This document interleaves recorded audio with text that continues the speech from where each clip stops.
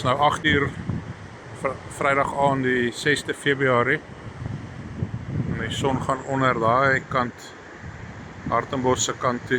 Kyk hoe mooi is dit daar. Daar is Mosselbaai, al die liggies wat nou aangaan daar in Mosselbaai. Daar op die punt waar die lighuis is. Pragtige, lieflike aand hier by ons. Dis nou al die pad omgaan hierso. En aan daai kant toe sit Grootbrak en Glentana. Dis George se kant toe.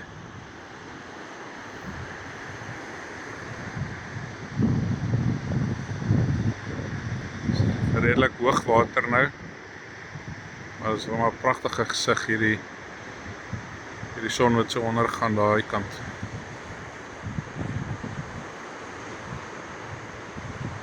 Begin nou lekker vinnig donker te raak. As hy trek see toe.